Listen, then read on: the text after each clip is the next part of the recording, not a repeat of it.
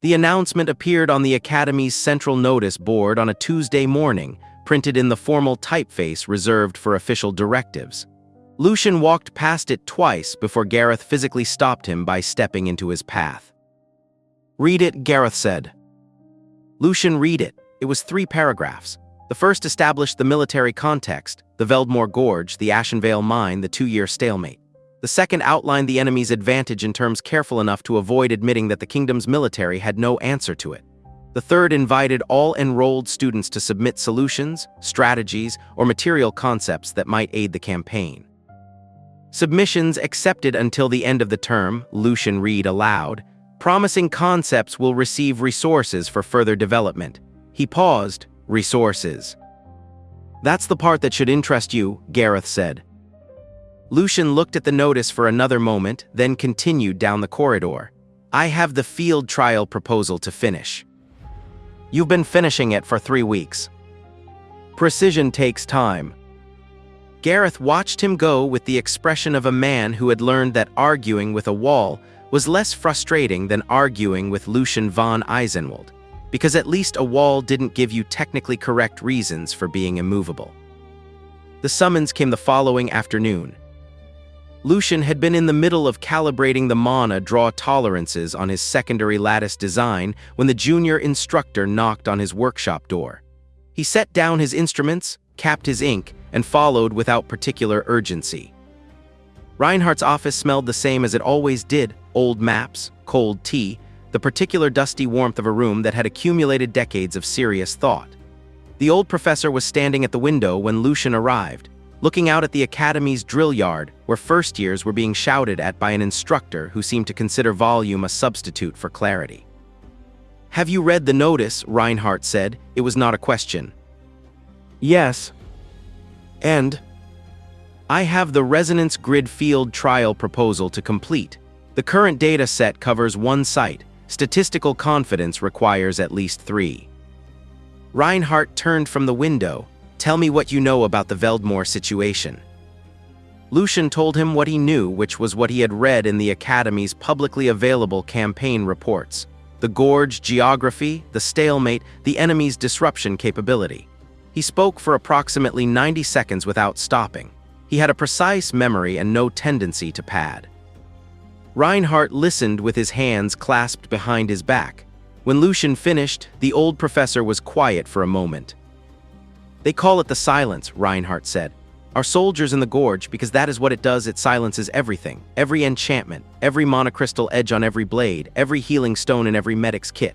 He moved to his desk and sat. 2 years, 6 commanders, 4,000 casualties, counting the wounded who could not be stabilized because their healers' tools stopped working the moment they crossed the field boundary.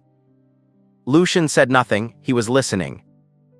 The kingdom's weapons research division, Reinhardt continued, has spent the equivalent of a minor barony's annual revenue attempting to build a mana source powerful enough to overpower the field. They have not succeeded. They will not succeed. The field is anchored to the mine itself. The more mana you push into its range, the more it has to feed on.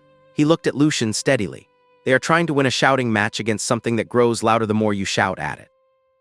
A silence that had nothing to do with the enemy's weapon settled in the office. The submission notice mentions resources, Lucian said. Something that was almost a smile moved across Reinhardt's face and then decided against staying. A student who submits a concept judged worthy of development receives a dedicated laboratory space, a materials budget, and the authority to recruit up to 4 fellow students as assistants. For the duration of the development period, those students are released from standard coursework obligations.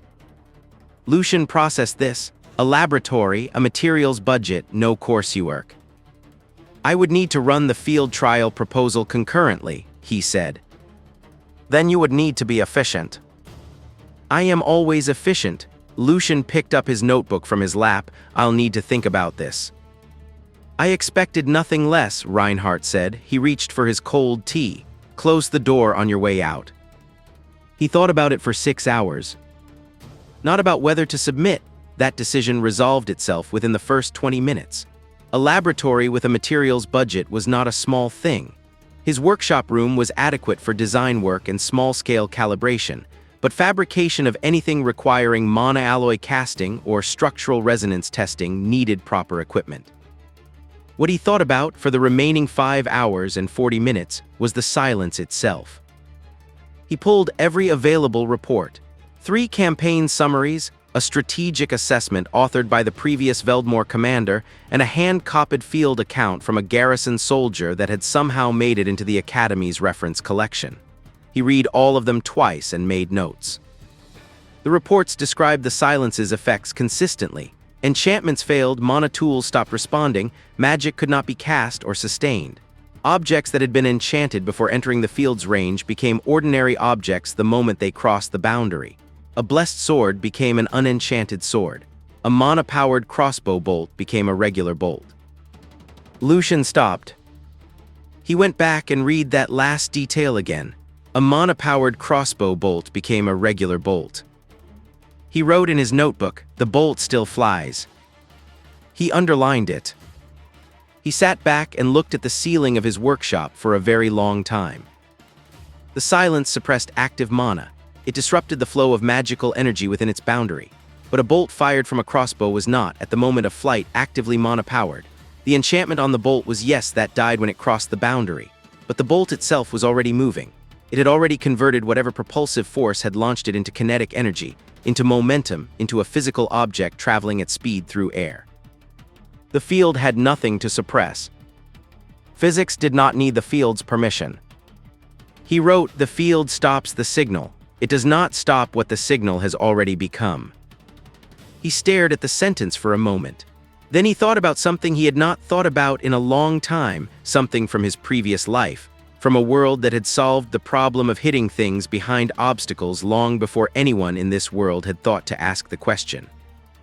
He picked up a fresh sheet and began to draw. His concept submission was 4 pages. He was aware that other students' submissions were likely to be longer. He was also aware that length was not the same thing as content and that Reinhardt would know the difference.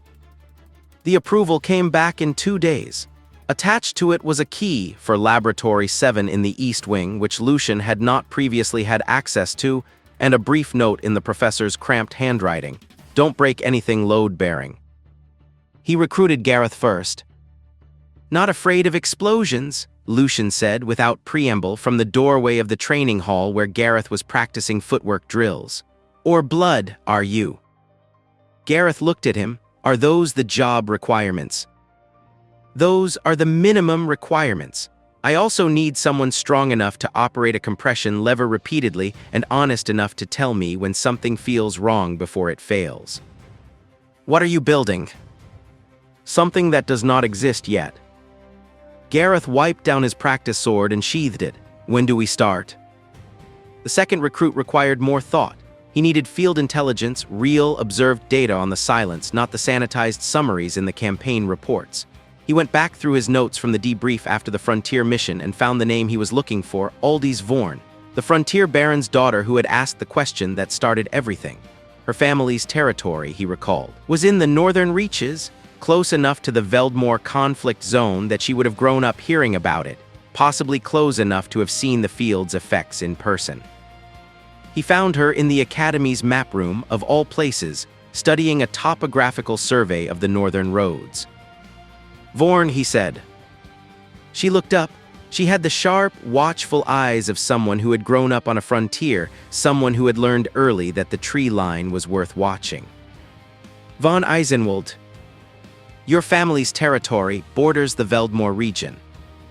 "Close enough?" Her voice was careful. "We've had refugees from the border villages, soldiers on leave who couldn't sleep, 3 families who lost people to the Gorge campaign." "Have you seen the silence's effects directly?" A pause. "Once, a garrison patrol came through our town 2 years ago. Their sergeant had crossed the field boundary during a reconnaissance and come back out. His enchanted gauntlets, family heirlooms, mana-forged, were just metal. He kept trying to activate them." Her jaw tightened slightly. He looked like a man who had forgotten how to be only human. Lucian made a note. "I need the range estimate, the field's apparent power draw relative to the mine's known output, and anything observed about its boundary behavior, whether it has consistent edges or fluctuates." "That's a lot to know." "You wouldn't be in the map room if you didn't already know some of it." She looked at him for a moment. Then she turned back to the survey map and pointed to a marked elevation line. The field's eastern boundary has been documented at roughly 400 meters from the nearest known array anchor in the gorge wall. The western boundary is less clear terrain interference, probably. And yes, it fluctuates during high mana draw periods. The garrison reports it weakens slightly at dawn before the mine's output cycle peaks. Lucian was already writing. "When do we start?" Aldi said. The third recruit was the hardest to find because he was looking for something most people did not think to look for. Someone who could feel mana frequency. Not cast it, not channel it, not amplify it, feel it. The way a musician could identify a note by ear without needing an instrument. Most Mage Track students could not do this. They had been trained to project, to control, to shape. Sensitivity was considered a secondary skill at best and a liability at worst. It made casting imprecise, instructors said, if you were too aware of ambient mana conditions. He found her in the academy library at a table in the back corner, surrounded by frequency notation texts that most second years wouldn't encounter for another term. Her uniform had no house insignia. Her name, when he checked the roster, was Marin, just Marin. "You're auditing the advanced frequency seminar," he said, sitting across from her without asking. "You're not enrolled in it." She looked up with the expression of someone who expected to be told they weren't supposed to be somewhere. "I'm not disrupting anything." "I know. Why are you auditing it?" "Because the texts are restricted to enrolled students and this is the only way to access the material." A pause. "Why are you asking?" "Can you identify the resonant frequency of a mana crystal by proximity, without instruments?" The wariness in her expression shifted into something else, something between surprise and suspicion, as if she had been asked whether she could do something she had been told not to mention. "Yes." "How precisely?" "Within 3 units of the standard calibration scale, if I have a reference sample." Lucian put a small mana crystal on the table between them, one of the standard academy calibration samples, marked with its frequency rating on the base. Marin looked at it for a moment. Then she picked it up, held it for perhaps 4 seconds, and set it down. 7.2 on the Havath scale, the rating on the base says 7.4. "The base is wrong," Lucian said. "The batch was miscalibrated. I checked it against 3 independent instruments this morning." The silence between them lasted long enough for her to understand what he was saying, that he had checked, that she was right, and that he was not surprised. "What are you building?" she said. "Something that requires someone who can do what you just did. Your frequency sensitivity is the component I cannot replicate mechanically." He stood. "You'll be credited as a primary team member, Lab 7, East Wing, tomorrow morning." She stared at him for a moment. "All right," she said quietly. The first prototype exploded on the 4th day. Not catastrophically. There was no fire, no structural damage. No injuries beyond a ringing in everyone's ears and a quantity of iron dust that took 2 hours to clean out of the ventilation grate. But the compression mechanism in the mortar tube failed under the mana coil's discharge load, and the shell, uncharged, fortunately still in the calibration phase, cracked against the test wall at about 1/6 the intended velocity and made a mark roughly the size of a thumb. Lucian looked at the cracked shell, then at the deformed compression lever, then at the internal scorch marks on the tube lining, and wrote 3 pages of notes. "So," Gareth said, removing iron dust from his hair, "when you said not afraid of explosions." "That wasn't an explosion, that was a pressure failure." It made a very similar sound to an explosion. "I'll note the distinction in the log." Gareth made the sound again, the one between a laugh and a groan, and started on the ventilation grate.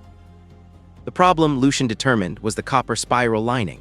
The groove geometry was not transferring the rotational force to the shell consistently. There were micro gaps in the alloy, almost invisible to the eye, that created turbulence in the mana flow during the conversion phase.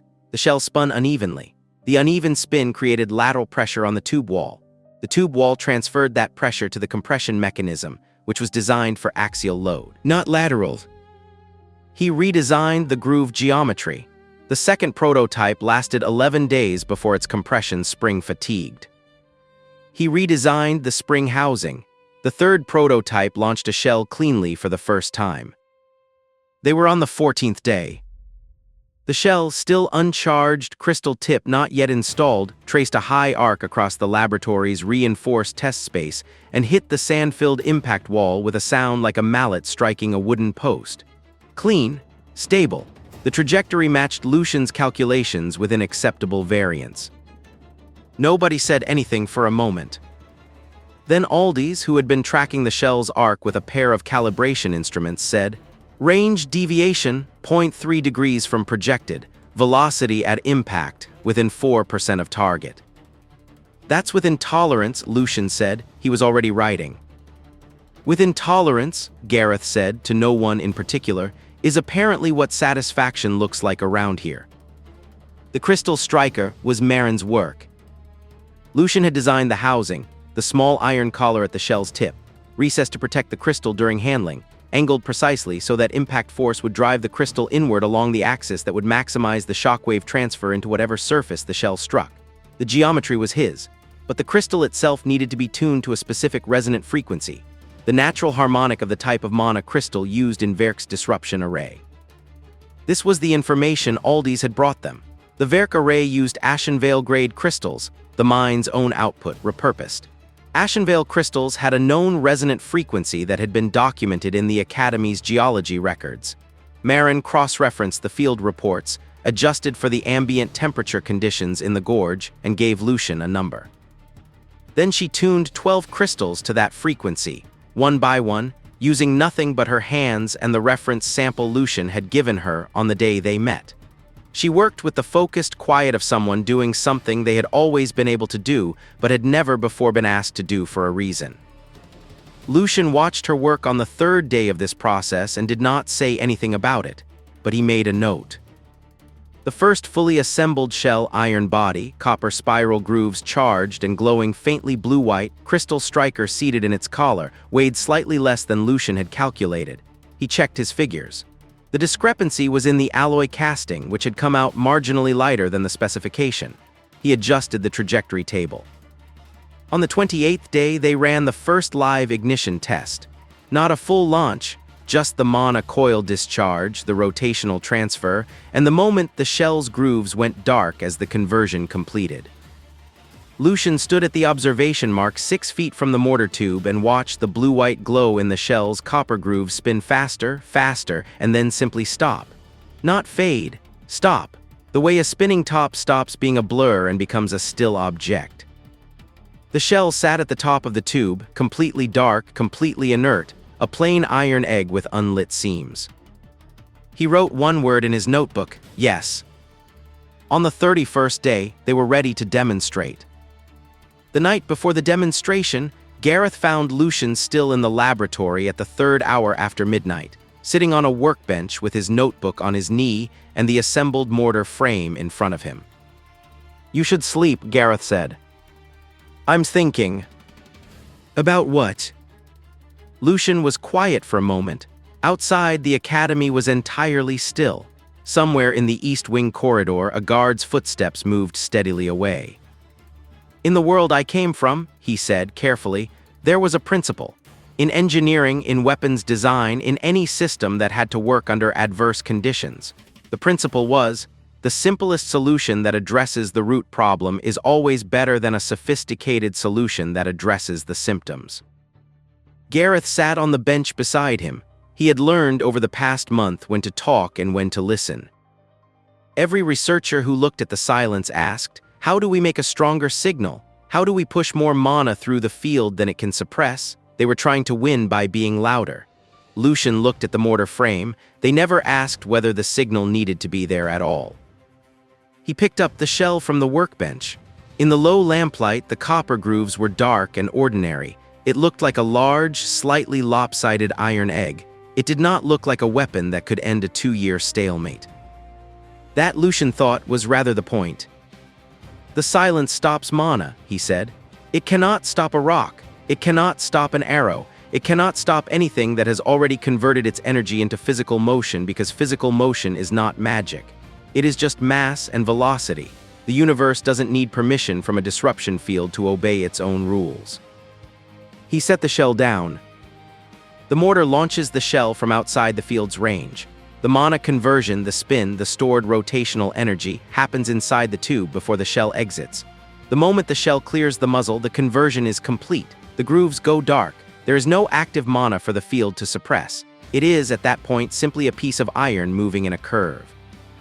And when it hits the wall, Gareth said slowly, working it through, the crystal at the tip shatters on impact. The shattering releases the resonance wave, a vibration at the precise natural frequency of Ashenvale grade mana crystal. That wave travels through the stone into whatever crystal structure is anchored there. And crystal, when vibrated at its own resonant frequency, breaks, and the breaking of one node in the array transmits a shockwave to the adjacent nodes, which vibrate in sympathy, which breaks them, which transmits the shockwave further. Lucian picked up his notebook. The field doesn't get turned off, it gets eaten from the inside out by its own material. Gareth was quiet for a moment. Lucian, he said, this is going to change things. It's a prototype, Lucian said. The crystal striker is single use. The mana coil in the tube degrades after approximately 30 firings. The setup time is 8 minutes, which is too long for field conditions. And the resonance frequency calibration assumes Ashenvale grade crystal. If Verk uses a different composition in any array, it needs to be retuned. He capped his pen. There is considerable refinement required. Right, Gareth said. Other than the fact that it's not finished, it's going to change things. Lucian considered this. Yes, he said, probably. He closed his notebook and looked at the mortar frame for one more moment. Then he set it carefully back in its transport case, latched the case, and stood. Get some sleep, he said. We'll need the trajectory table checked in the morning. The Academy's outer yard on a cold morning in late autumn. The stones were gray, the sky was gray, and the audience was arranged in a loose crescent along the yard's eastern wall. Instructors, senior students, and 3 individuals in the dark, formal uniforms of the Academy's Military Affairs Committee, who had been told only that a second-year student had a concept worth observing. The test wall stood 30 meters from the mortar's firing position, a purpose-built stone construction, 2 meters high, 1 meter thick, embedded with a grid of decommissioned Ashenvale-grade crystal fragments. The fragments were inert, spent, their natural glow long since depleted, but their material composition was unchanged. They would respond to the resonance wave as any Ashenvale crystal would. Over the test wall, a small mana disruption field was active. Not the silence, nothing close to its scale, but a localized version, generated by a borrowed Academy research device and sufficient to demonstrate the principle. Within the field's boundary, a standard light crystal mounted on the wall's face had already gone dark. The field shimmered faintly in the cold air, just visible if you knew what to look for. A slight distortion, like heat haze in winter, hovering 2 meters above the wall and extending in a radius of approximately 5 meters. Lucian stood behind the mortar frame. Gareth was at the compression lever. Aldis held the trajectory instruments. Marin stood slightly to one side with the shell case, which she had insisted on carrying herself. The audience watched. Several of them had the expression of people who had been told to observe something impressive and were reserving judgment. One of the Military Affairs Committee members had already checked his watch. Lucian looked at the wall. He looked at his trajectory table. He made one small adjustment to the rear brace angle, 2 degrees, and checked it again. Ready, he said. Marin opened the shell case and handed him the RS-1. The copper spiral grooves were charged and glowing, blue-white, faintly pulsing. The crystal striker tip caught the morning light with a pale, translucent gleam. He set the shell into the mortar tube, base down, settling into the hollow of the mana coil with a faint click of alignment. The groove's glow intensified briefly as the coil engaged, then settled into a steady pulse. He stepped back to the observation mark. Fire, he said. Gareth stepped down on the compression lever. The sound was not what the audience expected. No crack, no flash, no dramatic release of light. A single deep thump, resonant, physical, felt in the chest more than heard, and the shell rose from the tube in a smooth arc, spinning, its copper grooves already dark before it had cleared the muzzle. By the time it was visible against the gray sky, it was a small dark shape, tumbling slightly in the spin, utterly unremarkable. It looked like a piece of scrap iron thrown by a catapult. It crossed the disruption field's boundary. The field had nothing to suppress. The shell was already dark, no active mana, nothing to interfere with. It continued in its arc, indifferent. It struck the test wall slightly left of center with a sharp crack. For 1 full second, nothing visible happened. Then the ripple began.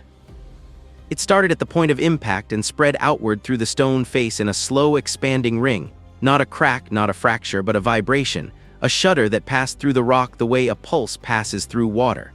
The audience saw it move. They felt it, some of them, through the soles of their boots where the vibration carried into the yard's flagstones. The crystal fragments embedded in the wall began to respond. The first one closest to the impact point lit up. A brief, intense blue-white flare, the color of the shell's grooves when charged, and then it went dark. Not the dull dark of a depleted crystal, the absolute dark of a shattered one. The second lit up, went dark. The third, the fourth, the fifth, each one a fraction of a second after the last, the light traveling through the wall in a chain, cascading outward from the impact point like the links of a falling necklace. The audience watched it move. The disruption field above the wall dissolved. Not with a flash, not with a sound, it simply was not there anymore. The light crystal on the wall's face, which had gone dark when the field was activated, flickered once and came back on. The silence in the yard was absolute. The committee member who had checked his watch was no longer looking at his watch. From the back of the assembled audience, a voice, calm, unhurried, carrying the particular weight of a man who had stood on enough battlefields to know what mattered and what did not. Again, Marin was already opening the shell case. The second demonstration was identical to the first. The third, requested by one of the committee members, a heavy-set woman with the flat assessing gaze of someone who had spent 30 years approving or rejecting things, was fired at a different angle, targeting the wall's left edge rather than the center. The cascade still completed, the field still collapsed. After the third firing, Reinhardt moved through the audience to where Lucian was standing with his trajectory table and his notebook, making notes while Gareth reset the mortar frame. Limitations, Reinhardt said. Crystal Striker is single-use, Lucian said without looking up.